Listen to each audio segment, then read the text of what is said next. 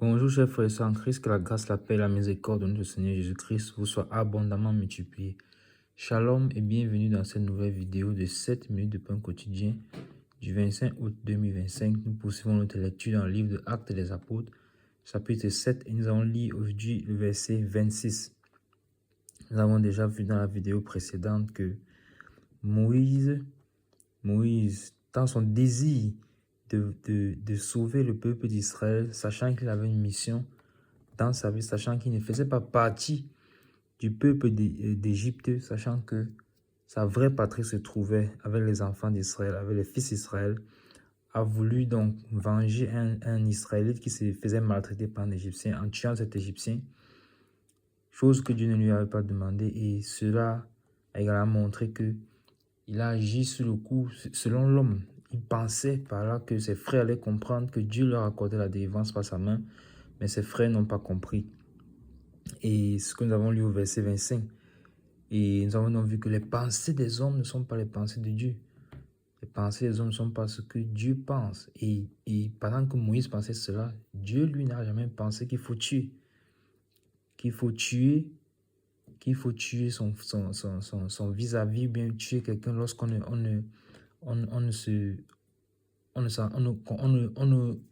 opposé à la personne, ou bien on veut se délivrer. Non, c'est pas ce que Dieu avait prévu. Et donc, il a fallu que toutes ces choses se fassent pour que Moïse également puisse reconnaître qu'il doit apprendre à dépendre du Seigneur, et que le Seigneur puisse travailler à lui et regarder comment plus tard il sera appelé l'homme le plus patient. Parce que Dieu aura pris un travail de formation, il nous forgera son caractère pour qu'en effet il soit déclaré l'homme le plus patient. Nous avons donc vu que la colère ne doit pas être un partage. Et j'ai parlé à moi, j'ai parlé à toi qui m'écoutes, j'ai parlé à nous tous. Parce que la colère de l'homme n'accomplit pas la justice de Dieu. Le plan de Dieu, c'était justement d'accomplir sa justice. Il devait s'établir au travers de son plan. C'était que le peuple d'Israël soit délivré selon la parole qu'il avait donnée à Abraham et selon le dessein qui s'était forgé dès avant tout le temps.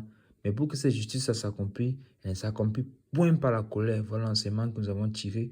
Elle ne s'accomplit point par la colère, car la colère a conduit à quoi? À la mort d'un homme. Et la parole de Dieu déclare que si tu es ton frère, alors qu'est-ce que Jésus-Christ a dit? Tu es un meurtrier. Vous voyez que la haine conduit à la mort.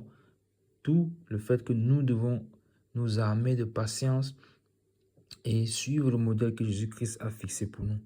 Donc aujourd'hui, nous allons lire le verset 26 et c'est toujours Étienne qui est en train de parler devant le Sanhédrin pour sa défense parce qu'il a été accusé par des personnes ne sachant comment résister à la sagesse qu'il avait et l'esprit par lequel il parlait, c'est-à-dire le Saint-Esprit, ont sudoyé ces personnes-là, ont sudoyé des personnes qui l'ont accusé injustement et il s'est retrouvé devant le Sanhédrin.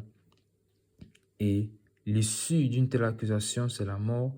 Donc vous pouvez encore voir à quel niveau est-ce que le cœur de l'homme est mauvais, à quel niveau est-ce que la colère, ce que la colère peut accomplir, la colère dont on vient de parler, ils ont tout simplement parce qu'ils n'arrivaient pas à tenir devant les Écritures avec lui. Qu'est-ce qu'ils ont fait? Animés d'un esprit de colère et de jalousie, qu'est-ce qu'ils vont faire? Ils vont le livrer. Ils vont le livrer comme ça devant le Sanhédrin. Mais gloire soit rendue à Dieu parce que Jésus-Christ n'abandonne jamais ses enfants. Nous avons également vu cela dans la vidéo précédente et même dans celle d'avant que dans les persécutions, dans les difficultés, nous devons toujours faire du bien, dire du bien et prier même pour ceux qui nous persécutent. Ensuite, tu écoutes cette vidéo et tu es persécuté par quelqu'un, tu es persécuté que ce soit au travail, que ce soit même dans ton foyer, que ce soit dans ta famille, prie pour ces personnes-là parce que c'est ce que la parole de Dieu nous recommande. Et pendant que Étienne est en train de parler, de leur expliquer les Écritures et ne les condamnant pas parce qu'ils sont en train de l'accuser injustement et ne les accusant pas, alors les paroles qui sont en train de sortir de sa bouche, puisqu'elles sont esprit et vie, car c'est le Saint-Esprit qui est en train de parler au travers de lui, ces paroles-là peuvent atteindre le cœur d'un homme qui est en train d'écouter et il se rend compte qu'en effet, nous avons crucifié le Messie. En effet, Étienne a raison et il se convertit. Donc, nous, en tant qu'enfants de Dieu, nous devons toujours faire du bien. Amen. Donc, nous lisons aujourd'hui le verset 26 qui nous concerne. Nous sommes toujours en train de voir donc Moïse, Parce que Étienne, dans son développement, a commencé par Abraham et il est arrivé maintenant au niveau de Moïse. Et Jésus-Christ avait dit que dans cette situation difficile où il sera accusé, alors lui-même mettra les paroles dans leur bouche. Et c'est ce qui est en train de se passer. Donc, notre Seigneur est digne de confiance. Ce qu'il a dit aux disciples, voilà ça qu'il est en train d'accomplir sous nos yeux. Donc, lisons le verset 26. Le jour suivant, il parut au milieu d'eux alors qu'ils se battaient. Et il les exhorta à la paix. Hommes, dit-il, vous êtes frères, pourquoi vous maltraitez-vous l'un l'autre? Amen. Amen, amen, amen. Donc, nous voyons que le jour suivant, c'est-à-dire que le lendemain du jour où Moïse a tué cet Égyptien-là, il s'est présenté au milieu d'eux. Il s'est présenté au milieu d'eux. Et qu'est-ce qu'il découvre? Il découvre qu'ils sont en train de se battre. Ils sont en train de se battre. Ils sont en train de se battre, pourtant ils sont frères, mes bien-aimés. Regardez cette image que nous avons dans le corps du Christ aujourd'hui. Les combats, que des combats, que des combats.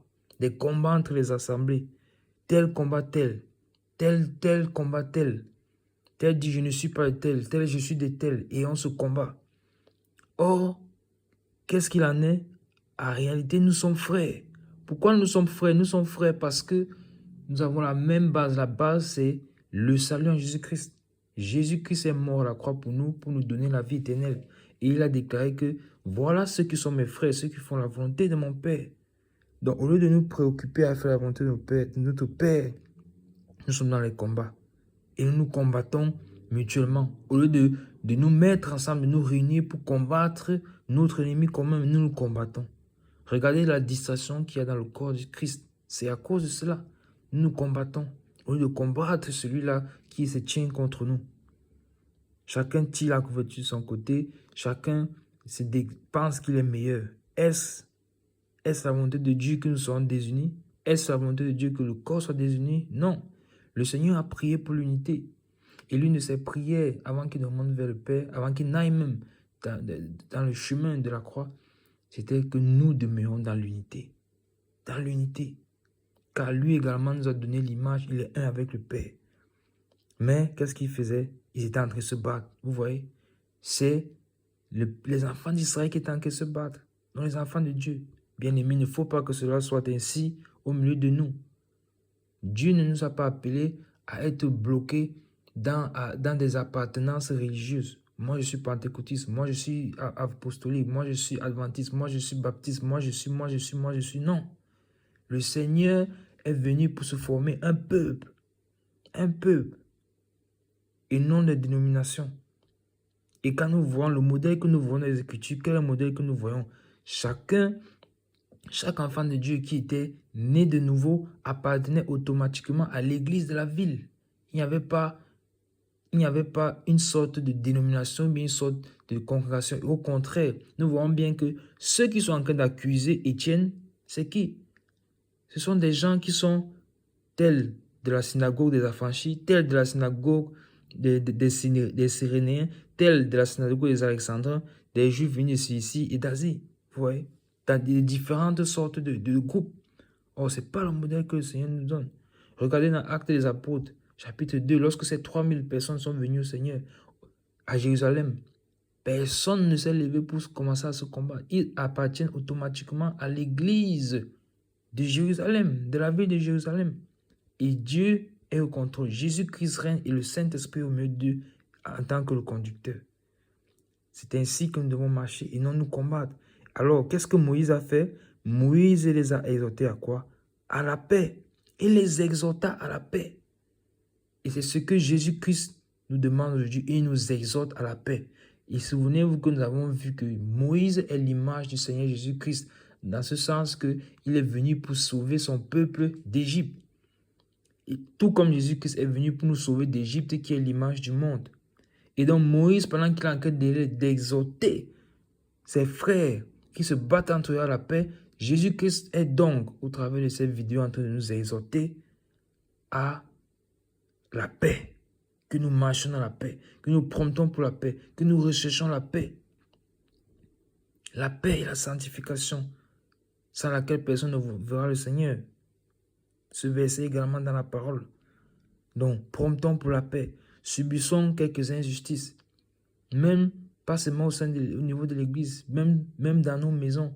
Dans nos maisons, où est-ce que l'église commence? Dans nos maisons. Et dans nos maisons, nous devons prompter pour la paix. Avec nos épouses. Si tu es une femme, avec ton époux. Ainsi de suite. Promptons pour la paix. Promptons toujours pour la paix. Pourquoi ne subissons-nous pas quelques injustices? Qu'est-ce que Jésus-Christ n'a-t-il pas subi? Donc, soyons ceux-là qui promptent pour la paix. Et voilà ce qu'il leur a dit. Hommes, vous êtes frères. Vous êtes frères. Et je l'ai déjà dit, le Seigneur a dit, quand on est venu demander tes frères, ta mère, tes chers, ainsi de suite, il a dit, non, ceux qui sont mes frères, c'est ceux qui font la volonté de Dieu. Alors, si nous tous, nous réclamons de faire la volonté de Dieu, alors pourquoi nous battons-nous? Si nous sommes frères, pourquoi nous battons-nous? Pourquoi nous combattons-nous? Pourquoi nous combattons-nous? Et Moïse pose la question, pourquoi vous maltraitez-vous l'un l'autre? Pourquoi donc nous maltraitons-nous l'un l'autre? Pourquoi donc nous accusons-nous l'un l'autre? Est-ce notre rôle d'accuser? Est-ce notre rôle de juger? Notre rôle est de servir le Seigneur. Notre rôle est d'être attaché à lui. Car le but pour lequel le peuple d'Israël devait sortir d'Égypte, c'est d'aller servir l'Éternel dans le désert. Fais sortir mon peuple. A-t-il donné comme instruction à Moïse, va-t-il à Pharaon de faire sortir mon peuple afin qu'il me serve? Voilà pourquoi Dieu nous fait sortir d'Égypte. Nous ne devons pas être en train de nous battre. Amen. Nous arrêtons là pour aujourd'hui. C'était tout pour les 7 minutes de pain quotidien de ce jour. Le Seigneur Jésus-Christ nous exhorte à la paix, que la grâce et la paix, justement, et la miséricorde de notre Seigneur Jésus-Christ vous soit abondamment multipliée. Shalom.